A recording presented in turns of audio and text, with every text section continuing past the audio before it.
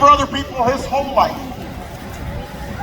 Here's a guy who found his calling as a mentor for big brothers, big sisters. Somebody who joined AmeriCorps to teach GED classes for young parents. Who ran for mayor of a small town to create jobs and reduce gun violence. John doesn't just talk the talk. He's walked the walk alongside you. So you know then that he means what he says. John will help build an economy that works for everybody because, you know that, because he's working for everybody. Not just folks who write big checks. Not just for special interests and those in power. He'll stand up for unions. He'll improve the criminal justice system. He'll lower the cost of prescription drugs. You think Dr. Oz is going to do all that? Right answer. And you also know that John is tough. And not just because he wears shorts instead of women. Like a lot of Pennsylvania, like a lot of working people, he knows what it's like to get knocked down. Then you get back up. John Stroke did not change who he is. It didn't change what he cares about. It didn't change his values, his heart, his fight. It doesn't change who he will represent when he gets to the United States Senate. He'll represent you, and that's what you deserve.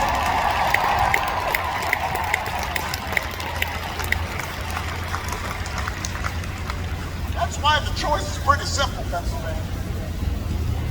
You don't want a leader who's just looking out for himself. You don't need slick talk. You want a leader who's going to work hard for you and who knows enough about hardship that when you get knocked down, you know he's going to be there to help you back up. That's what this election's about. And it applies to your congressional races as well. Are you going to vote for Republicans who oppose common sense gun safety measures, who want to cut Social Security, cut Medicare? Or are you going to vote for folks like Chris DeLuzio, an Iraq War veteran, who's going to work to bring back manufacturing jobs to Pennsylvania? Or Summer Lee, who's got a history of standing up for working people? That's what you have to decide.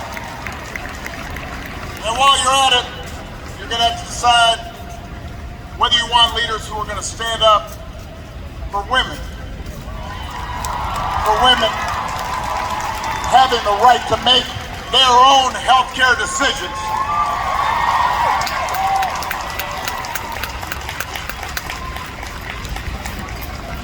Abortion is controversial in this country. It always has been. I genuinely believe there are good people of conscience who may differ with me on this issue.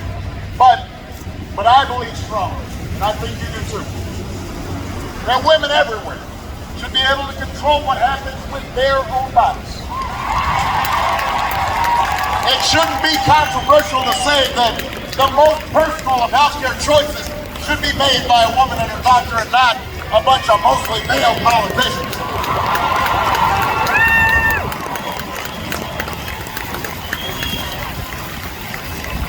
That's why when the Supreme Court struck down Roe, it was a wake-up for a lot of young people, especially young women, who may have taken Roe for granted. And it was a reminder that a politicized court, they can reinterpret what we thought were well-settled constitutional rights. We can go backwards.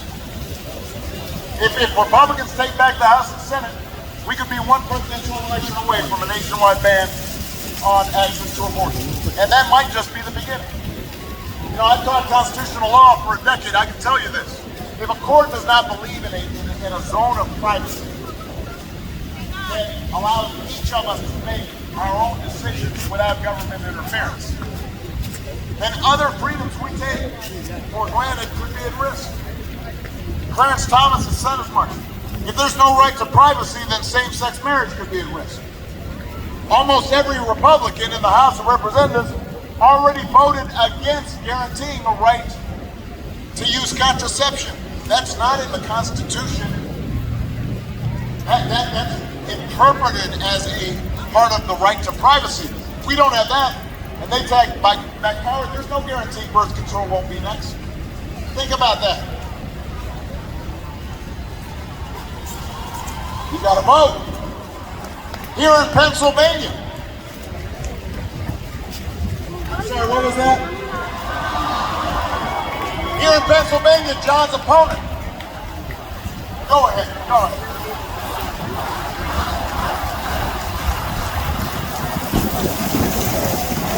Here in Pennsylvania, John's opponent said the decision about whether to have an abortion should be made, I'm quoting here, by women, doctors, and local political leaders. Really? The mayor gets to decide what you do with your body? Which school board member? County sheriff? Who exactly are you talking about should tell you about when to start a family? John Fetterman believes women should be able to make their own health care decisions. And if you send him to Washington, he'll make sure women in Pennsylvania always have access to the care that they need.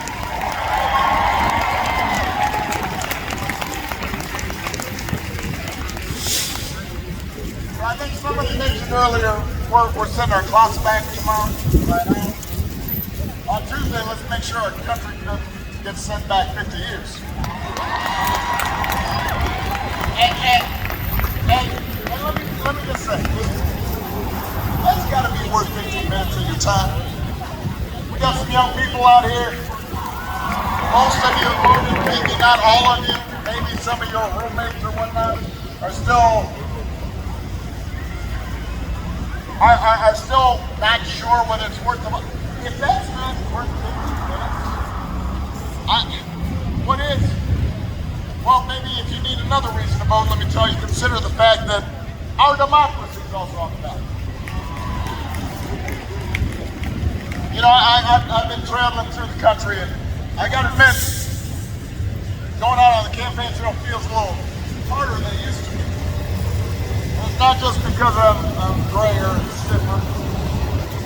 And that's when I was first one abroad. I remember when I first started campaigning here in Pennsylvania. You know, I'd go to various towns. People didn't always agree with me on everything. But you know, I could go into a small town, maybe mostly a Republican town. Not a lot of folks look like me. And I'd go to a VFW hall, or I'd go to a diner. Maybe if it was a rural area, I'd go to a county fair, and I'd sit down and I'd have a piece of pie and coffee, because I like pie. And you'd have a conversation with somebody. And you talk about your kids, you talk about your parents, maybe somebody got sick,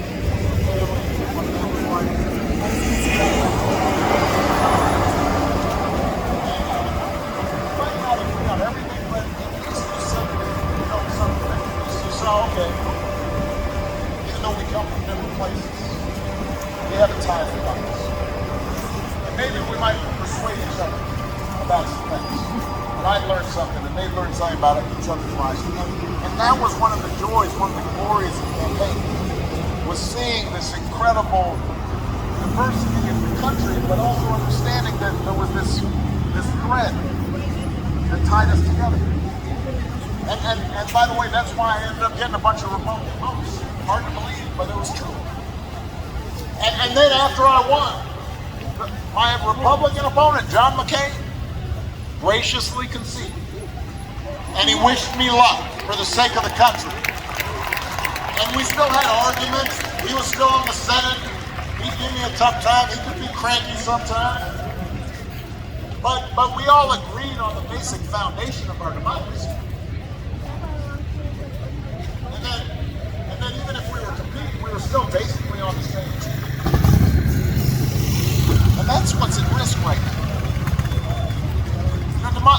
Democrats may not be perfect. I'm the first one to admit it. I'm not perfect. No politician is. We're just like all of you. We can make mistakes. But right now, with a few notable exceptions, most Republican politicians aren't even pretending that the rules apply to them. They just make stuff up. I mean, John's opponent still refuses to acknowledge that Joe Biden won the 2020 election. He says he needs more information to determine if the results were legitimate. What information are you talking about? He won't say, just more. He's hired people who march to the Capitol on January 6th. They're on his campaign.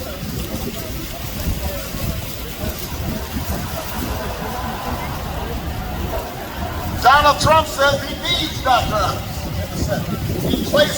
There's a close election again. Think about that. So he's basically saying, look, if I lose again, I need him to see if he can put his thumbs on the scale.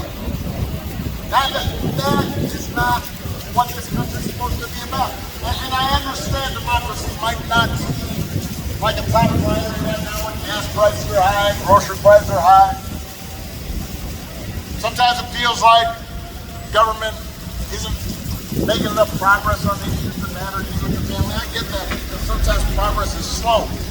This is a big, complicated country with a lot of different interests, and it's hard. It's